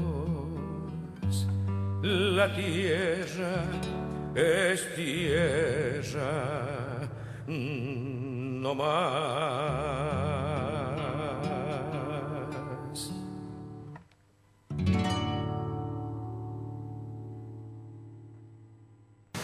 LU3 AM 1080. AM 1080. Cooperativa de Trabajo Ondas del Sur Limitada. LU3 AM 1080. Estudio Jurídico del Dr. Rodrigo Ceballos Bilbao y Asociados. O'Higgins 27, piso 1, oficina 9. O'Higgins 27, piso 1, oficina 9. Teléfono 454-2397. Obras de la comunidad para la comunidad. Cooperadora del Hospital Municipal y Pétalos de Vida. Asóciese en Estomba 968 o llame a los teléfonos 454-4128, 454-6666 y 453-4497. Colabore para que las obras continúen.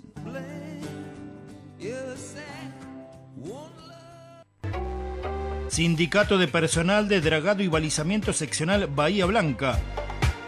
Belgrano 3516, Ingeniero White. Teléfono 457-0200. LU3 AM 1080. LU3.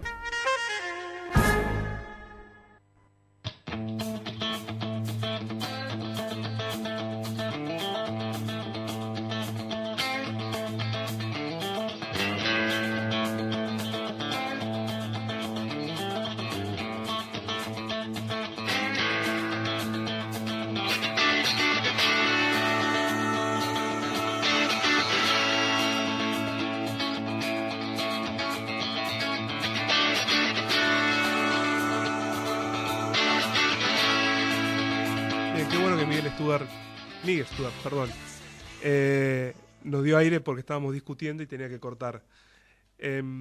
Por cierto, primera vez que nos opera, siempre está Bruno Salazar, esta vez nos acompaña Miguel Stuart, el operador. Bien, la gente se comunica al 452-0382 y 452-9631. Vamos a estar hasta las 24 cuando Quique de Axtausen vuelva otra vez a tomar la rienda de la radio. La gente se comunica y manda WhatsApp al 291-527-6871. Te repito, 291-527-6871. Bien, compartimos un audio de los oyentes. Hola, ¿qué tal? Habla Nico, soy de Rosario. La verdad que es muy bueno el programa, me gusta bastante. Más que nada los más llamados indios de nuestra tierra. Siempre estoy esperando salir del laburo para poder escucharlo en el micro de vuelta a casa. Así que nada, le mando un abrazo y ojalá estén más días. Bueno, muy... muchas gracias. Le contestaste también con un audio, me parece, con un bueno.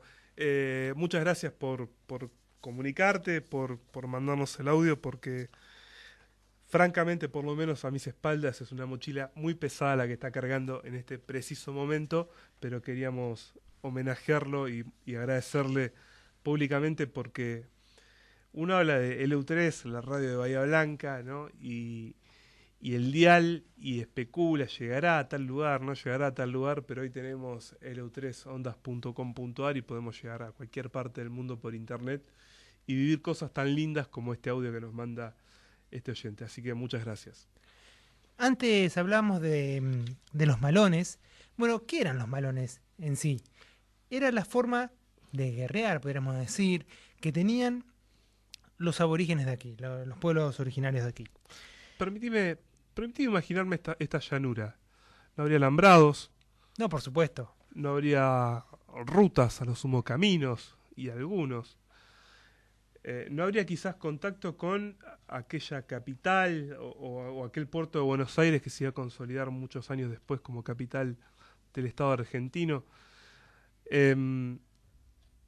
Sería no sé si un lugar muy, muy extraño.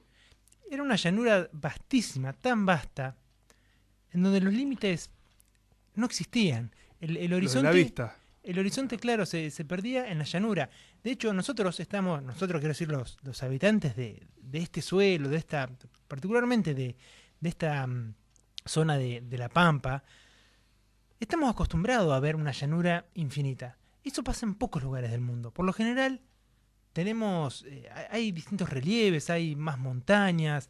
Aquí es llanura, no hay otra cosa que no sea llanura.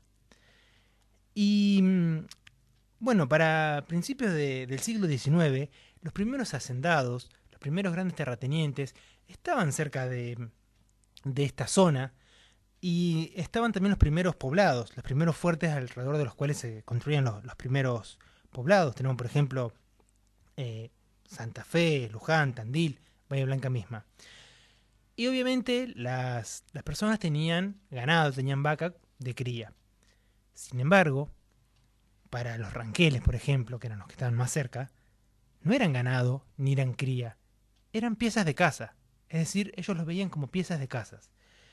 Y hubo muchos malones que eran, vamos a explicar un poquito qué eran los malones. Los malones eran rápidos ataques, casi como una suerte de guerra de guerrillas, podríamos decir. Rápidos ataques de a caballo por unas 1000, 2000, 3000, hasta 6000 lanzas que venían, atacaban una ciudad, mataban a cuanto criollos se cruzaban y robaban cabezas de ganado y robaban también muchas cautivas. Hay muchos y muy grandes malones a lo largo de la historia. Tenemos, por ejemplo, el de Dolores, que fue encabezado por el indígena José Luis Molina, también un converso, podríamos decir, en donde se robaron 150.000 cabezas de ganado. Tenemos el Malón Grande, que fue en 1875, fíjate la fecha muy cercana a nuestra época, casi en el siglo XX, en donde una conjunción de guerreros de Namucurá, quien iba al frente de unas 3.500 lanzas más o menos, aunque hay alguna fuente que dicen que eran hasta 5.000, asolaron distintos partidos, como el de Azul, Tandil, Olavarría, Tres Arroyos, Alvear, y que se llevaron cientos de miles de cabezas de vacuno. Se dice que aproximadamente se llevaron 300.000 vacas, 300.000 reses. Y otra vez volvemos a repetir, es impresionante la proeza de arriar 300.000 vacas por el medio de la nada, por el medio de la llanura, y de llegar a buen puerto. Obviamente estamos hablando de hace varios siglos sin ningún tipo de instrumento. También ellos se ubicaban correctamente y podían llegar a Leucocó, por ejemplo, que era ya bien territorio propio. Pero no deja de ser llamativo. Y algo que también que me parece sumamente interesante y que nuevamente nos atraviesa a los habitantes de esta zona es la forma que tuvo el gobierno nacional de intentar frenarlo. Y que fue con la idea de hacer una muralla, pero al revés. Me refiero a la zanja de Alsina. Esta zanja que... De un tocayo tuyo. Claro. Que bueno, que tenía más o menos unos 600 kilómetros de extensión y que pasa por pueblos tales como Trenquelauquen, Guaminí, Carué, Puan, entre otros. Son todos pueblos de esta zona. Comentamos para la gente de Rosario y de Buenos Aires que nos están escuchando.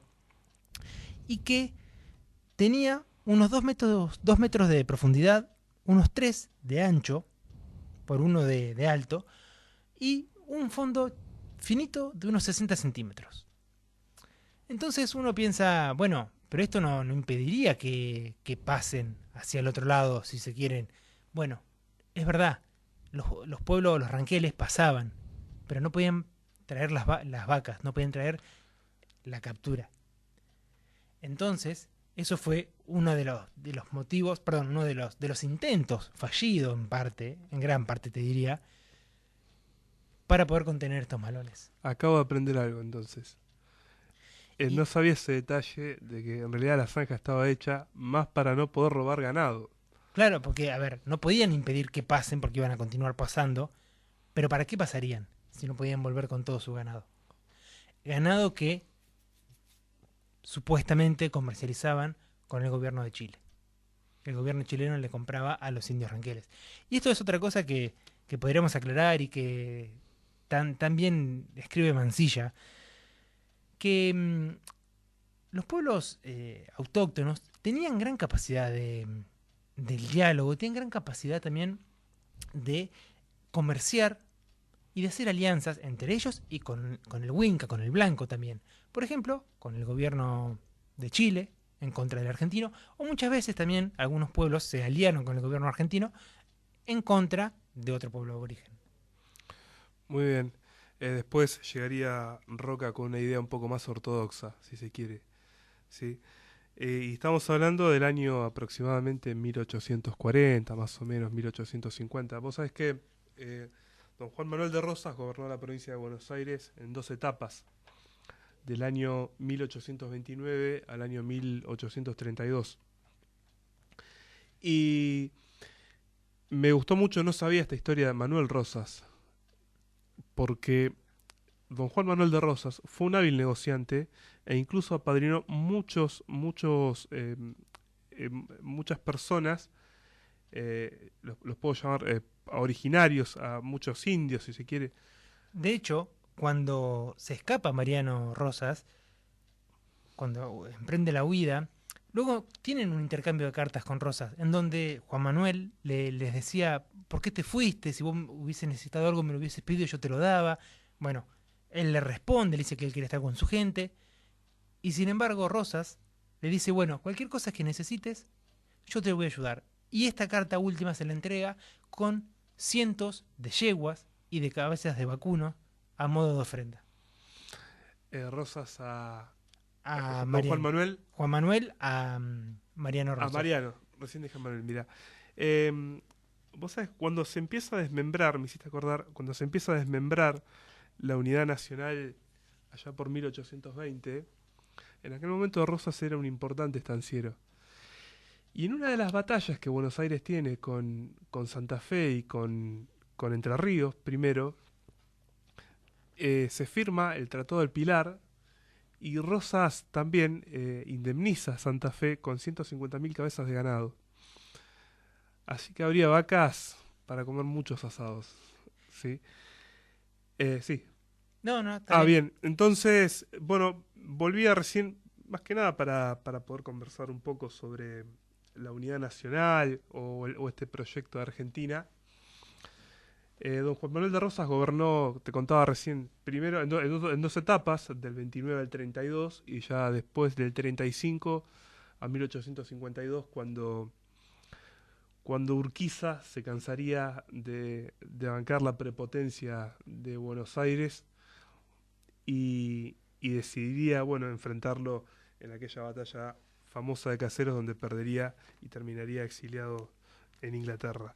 Bien, son las 23:45 en toda la República Argentina y es momento de hacer la última tanda y volver con el octavo bloque de Defensores del Fracaso. Enseguida volvemos. LU3 AM 1080. AM 1080. Cooperativa de Trabajo Ondas del Sur Limitada. LU3 AM 1080. Consultorio de la doctora Adriana Borelli, médica especialista en oftalmología. Atiende obras sociales. Turnos al 455-5859. Brabard 545.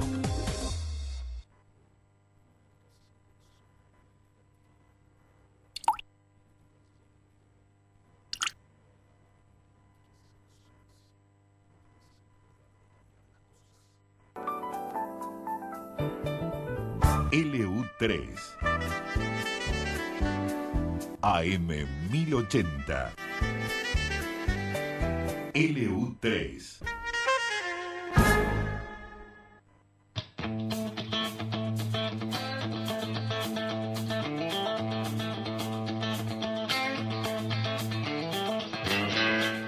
Bueno, estamos ya finalizando este bonito programa que hemos llamado Defensores del Fracaso, con un tema que a nosotros nos interpela particularmente. Y estuvimos hablando de Malones, estuvimos hablando de Fortaleza Argentina. A todo esto, ¿te gusta Malón? No, no me gusta Malón. Bien, entendiste. Acá en Bahía Blanca tuvo ataques de Malones. Y el último fue por el gran cacique Calfulcurá. En el 19 de mayo, en la madrugada del 19 de mayo de 1859. Te voy a contar esta historia y acá vas a ver que hay muchas calles que hoy conocemos. Te iba a decir, me suena una calle. Esta historia comienza un poquito antes que 1859. El viejo cacique Yanquetruz era muy famoso por sus tropelías, por asesinatos, por el robo de cautivas. Pero habían firmado la paz. Con Mariano Rosas se había firmado una suerte de paz.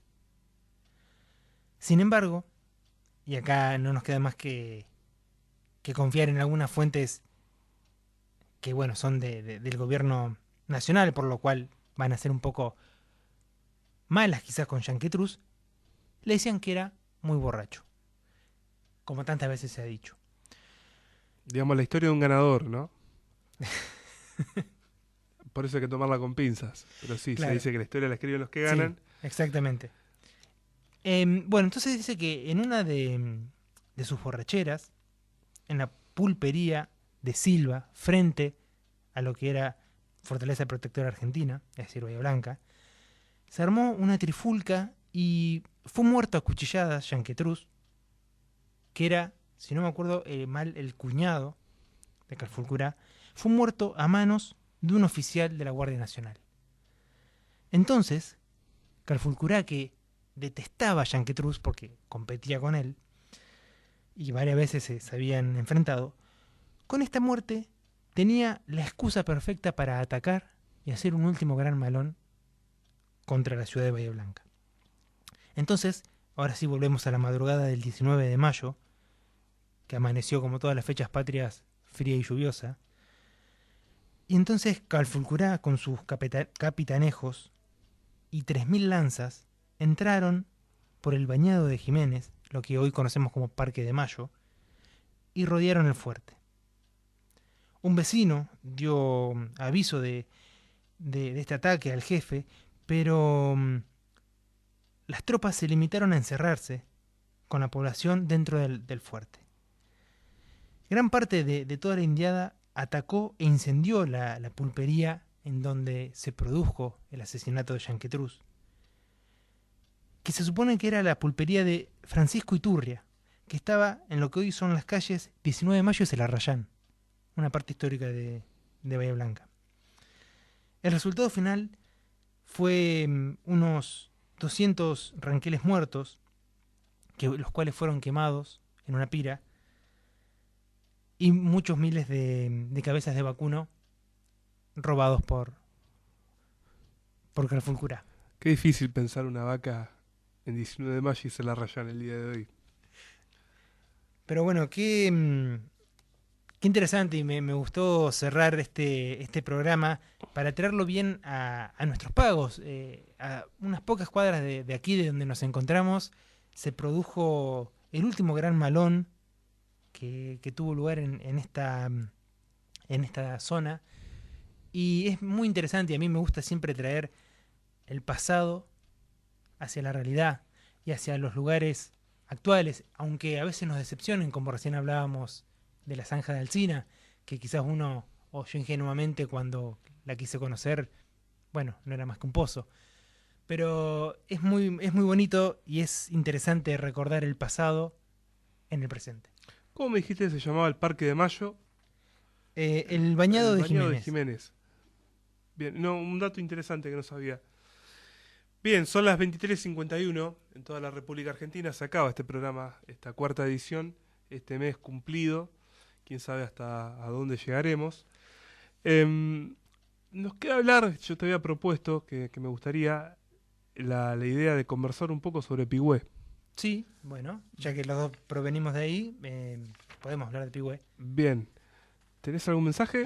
Sí, tengo un mensaje, pero bueno, cerremos con lo de Pigüé si querés y después pasamos a los mensajes. En Pigüé, bueno, Calfulcurá, que recién lo nombrábamos, tuvo una histórica batalla en 1858, la cual, bueno, es recordada en lo que hoy es el camino para... ¿El Curamaral? No, en el Curamaral, ahí hay otro monolito. Esa fue batalla de Catriel, del indio Catriel. Pero fue unos años después, fue en 1876 esa. Los Pampas de Catriel. Los Pampas de Catriel. Muy bien. Un pueblo que se fundó el 4 de diciembre de 1884. Que tuvo tres figuras centrales. Que tuvo básicamente a Eduardo Casey, a Francisco Izalí y a Clemente Cabanetes como los tres pilares de la fundación del pueblo. Casey, que era un importante estanciero de origen irlandés y que detentaba la posesión de las tierras por aquel entonces.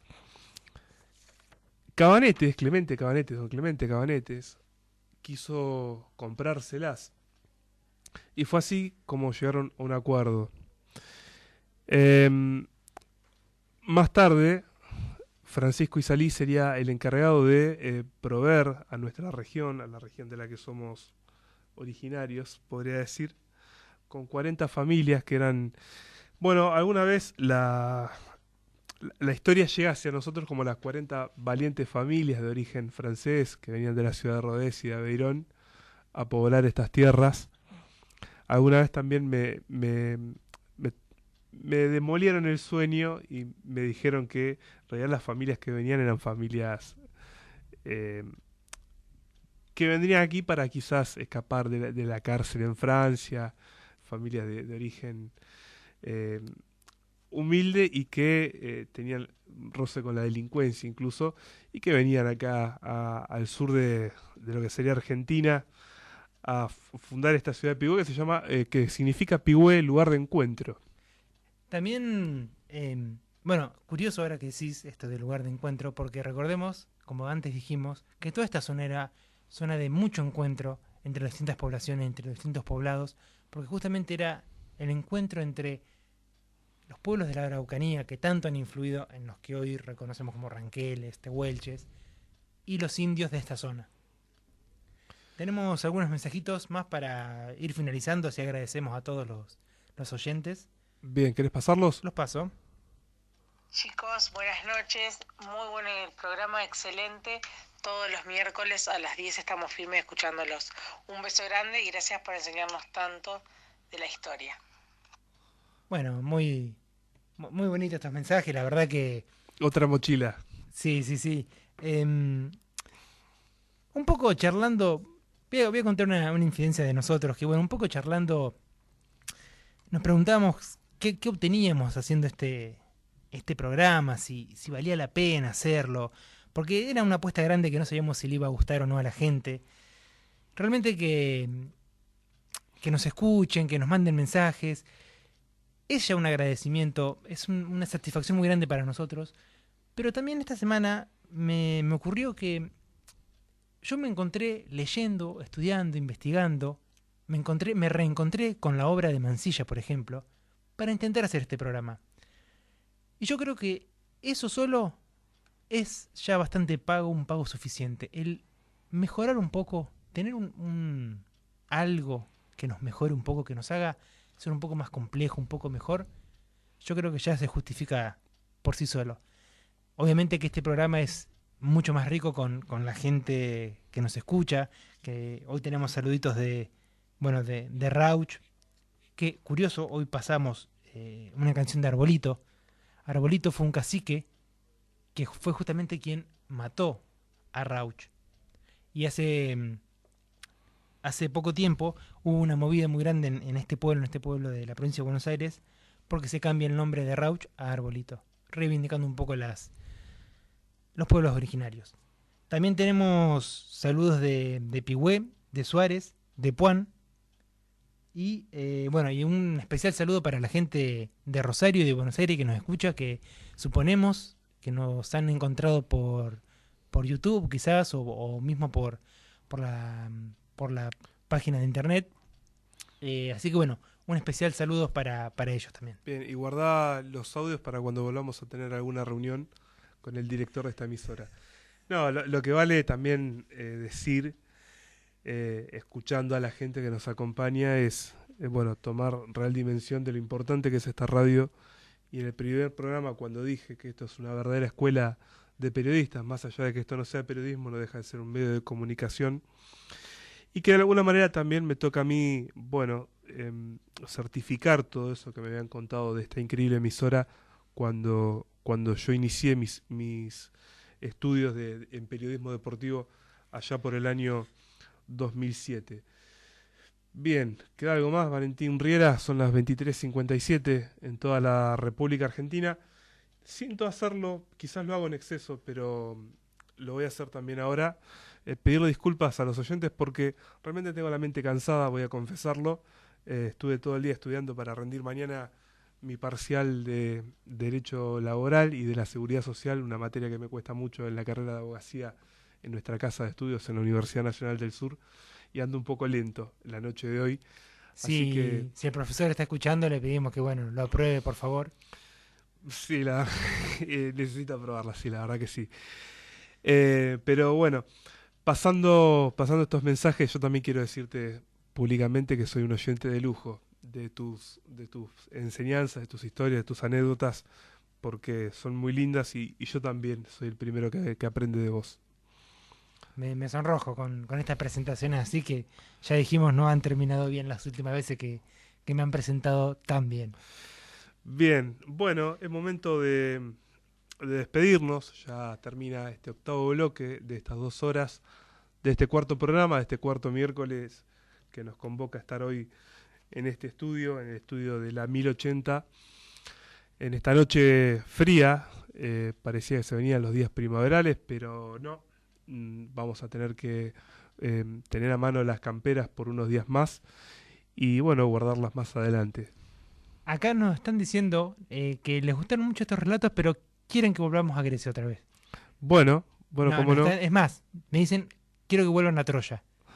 Bueno, tenemos que recoger entonces el guante. Recordemos que este tema de hoy, que tanto nos interpela y tanto nos gusta, surgió por sugerencia de uno de los oyentes, que nos dijo, ¿cuándo van a hablar de los pueblos de acá, de esta zona? Así que invitamos también, esto quizás para el próximo programa, Si tienen ganas de que hablemos de algún tema en particular que les guste y que piensen que podamos, bueno, que nos propongan y daremos lo que podamos. Bien, esto ha sido todo por hoy. Me despido, Valentín Riera. Bueno, un saludo muy grande para todos y muchas gracias por estar escuchando. Bueno, muchas gracias a Miguel Stuart por estar ahí operando y dándonos aire para salir en esta emisión de Defensores del Fracaso. Nosotros nos vamos, se quedan ahí prendidos en LU3 AM1080 con la compañía de Quique de Axtausen.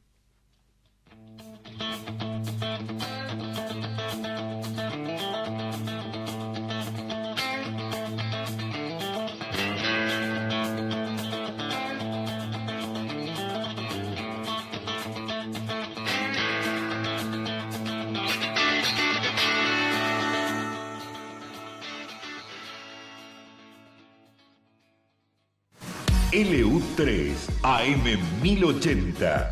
AM1080.